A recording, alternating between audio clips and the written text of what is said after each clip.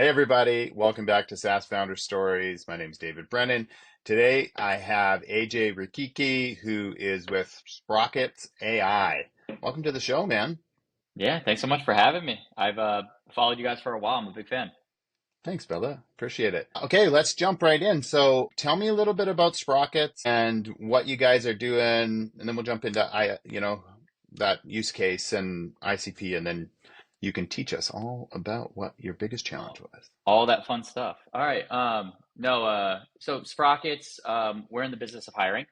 So what we noticed in the US, particularly in the hourly workforce, hiring is really inefficient. So businesses like restaurants and retail and manufacturing facilities, actually more than 50% of the US economy runs on a workforce that turns over every 100 or 150% every single year. Now, the problem for a small business, outside of the headache of constantly having a revolving door, it's really, really expensive to hire an hourly worker, even though they only make $20 an hour. So SHRM, which is Society of Resource Management, Human Resource Management, estimates it costs about $5,000 to hire, train, and replace somebody. So if you're a restaurant with 150% turnover, you have 50 employees. That means you have to make 75 hires every single year, costing $5,000 each. So it's hundreds of thousands of dollars in hidden costs and realized costs for every single, just say restaurant as an example, to just stay staffed and to be able to serve Hmm. burgers and in hotels, cater to guests and all these different things. So at Sprockets, we've created an AI recruiter. Her name is JoJo, where she, in replacement of your hiring manager on site, will find applicants for you on all the major job boards. She will screen all the applicants via conversational AI, and then she'll schedule the best applicants with your general managers so that all they need to do in the process is show up at 2 o'clock on Tuesdays and Thursdays, have a face-to-face conversation, and make a decision on should we hire this person or not, and leave the rest of the technology to do all the sifting and sorting and all that good stuff. I want to talk deeper about that product. That's really cool, dude. Ask Yeah, away. and it's such an interesting problem because my first company was Safety Evolution. We talk a lot about onboarding employees, and Yep. I think the numbers when we used to do those were about between 40 to 50% of your annual contract value is what it costs to bring in a new employee by the time you had Right. like training and upswing. So it's a huge space. So who are you selling to? Yeah, so we sell to multiple unit franchise operators, agnostic of industry. So these are primarily people that operate, 10 FC locations or 15 Marriotts or a handful of C stores, which are gas stations, home healthcare facilities, retail facilities. It's actually amazing that as you look across the franchise network, which is like 6% of all GDP in America, it's very rare to find an operator that only does one business. They oftentimes have a collection of franchises that are complementary, and Sprockets is perfect for them and allows them to scale their people practices regardless of what brands on the outside of the location. That must be like a massive moneymaker too when you start like looking at multiple different businesses, like spreading it out because you're not talking about just hiring for your one franchise. And if you had 10, that's a huge deal. So Yeah, for you guys, how are you getting them? How are you finding your customers? that's a that's a difficult question. I'd say, so we're a Series B company now, but in the very early days, it was pounding the pavement, right? Like looking up lists online, trying to figure out the top 25 Wingstop operators and picking up the phone and calling each of them, begging them for a demo. And then as we've progressed and matured as an organization, we now at a lot of brands have corporate cover. That's when you become a preferred vendor at X brand that they help you in the marketing to the multiple unit operators.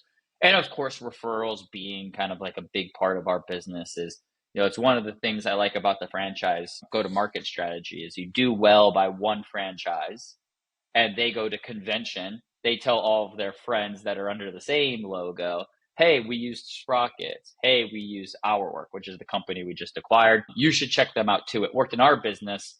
And by design, you have the same exact business, just in a different city. There's a lot of, there's a lot of ways to scale like that.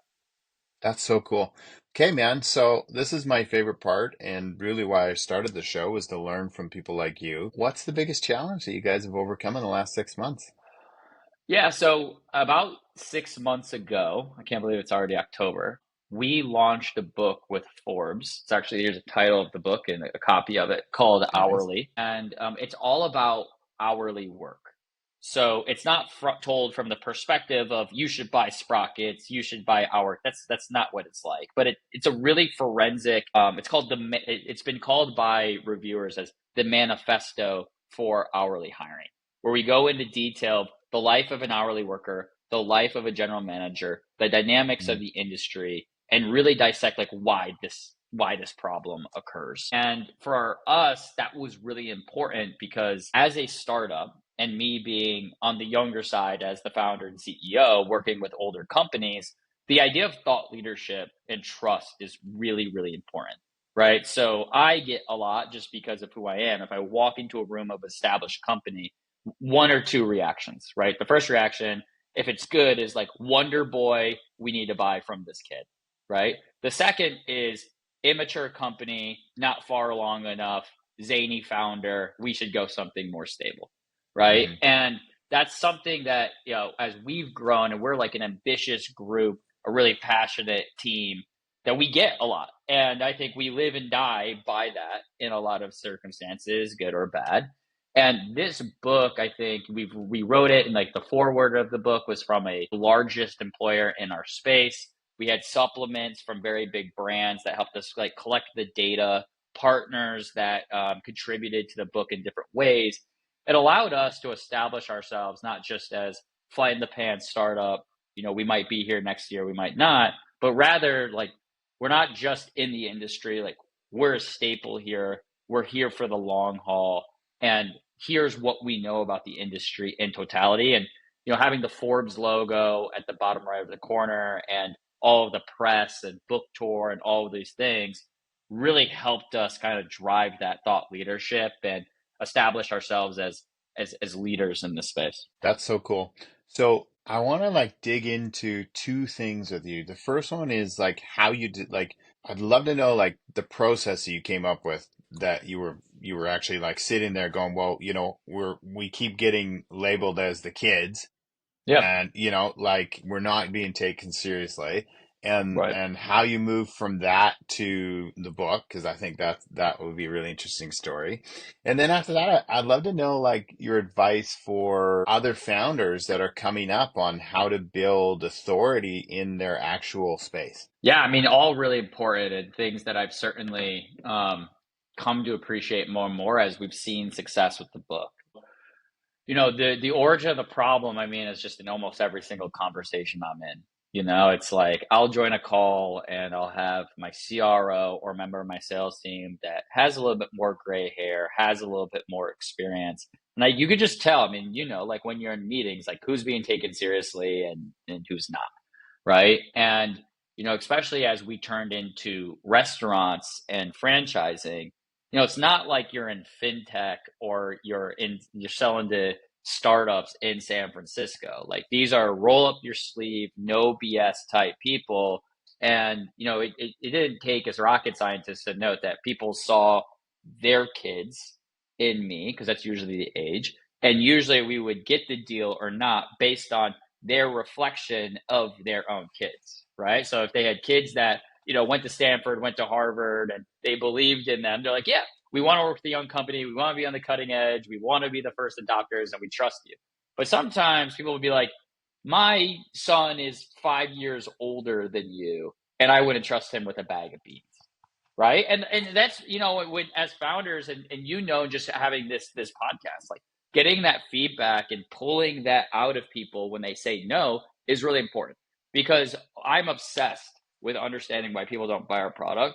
And I thought for the first year, because I just accepted kind of it didn't have this feature, or you didn't, it costs too much. But once I really started to dig and be like, hear things like you're not here long enough, or this Mm. idea isn't adopted or isn't far enough along, or your team doesn't have enough experience. And I just started to see kind of these dots of feedback turn into lines of people just didn't trust us, right? And they're giving us an important part of their business, and we needed to quickly build authority. And so, we kind of met together as a team, and this is following the launch of our big product, JoJo. And we said, okay, we are really thinking about this problem differently, and our customers love us. Like, we are reducing turnover by 40%, we're increasing applicant flow by 2x. We are solving this problem, and for some reason, we're having a hard time getting it out to everyone. And we kind of talked about this challenge of authority as as the main barrier. And Hmm. so we talked a lot about what we could do to change that. And if you look at Sprockets and even my personal stuff, like my Instagram account, my LinkedIn account, it shifted around March from like startup content, posting stuff about the New York Jets on my Instagram feed, because that's like the team, of course, that I fall in love with, to now it's like very influencer thought leadership type stuff that includes the book, new content, kind of enterprise grade marketing material, as well as our own podcast where we, just like you, speak with some of the most influential in the space, have an opportunity to learn from them. Yeah, I think that's such a smart thing to do because we have having that authority is such a huge thing. And I think it's underappreciated by most founders in the beginning because you're just trying to solve a problem. You're just trying to get to that next stage. And so I think that's really cool that that's how you guys went about understanding the problem, first of all, because that takes a lot of um, awareness, I'll say, to actually dig into it. And then to be able to come up with a plan to solve it, that's pretty cool. So, last question for you. Other founders, because you're seeing we have our podcast, what we're doing to build authority, get that social rolling. What's your advice for other founders on how they can early stage start building that authority for their brand so that when they go into those meetings and go into those sales calls and investor calls, that they have that with them? Yeah, so for me, what I've come to appreciate is oversharing data and lessons you learn to the masses is impactful. So I think a lot of times in startups, we kind of get caught in this. I learned something, or my platform discovered something, hold it as like IP, right? And you're like, no, that's our secret sauce. Now we know how to fix it. But I think like in the wave of social media and kind of like thought leadership really developing as its own marketing category, being the first to a message may be just as important as being first to be able to solve it with product. And I think that, had I gone back and, we analyze millions of people every single year. The data we pull on our site's insane. And had we, 2 years ago, developed our own white papers based on the anonymized data, or published ebooks about the state of hiring, and we published it every single month, things like that is what gets traction, not Sprocket's marketing material or Sprocket's LinkedIn messages. It's like pulling people in with things that they think's interesting. And if you have IP on your site, of course you have to protect it when required. But if you can share it as much as you can. Yeah, it's like we run Build in Public. And obviously, we have some IP stuff that we don't share, but we share a lot of everything we do because I think what you nailed right there is what happens with most people is they hide their product, even not even what they're like building and doing. And so if you open that up and you're like, hey, this is what we're doing, this is how we're doing it, this is how you do it, you teach people and you become that thought leader. So that's super cool.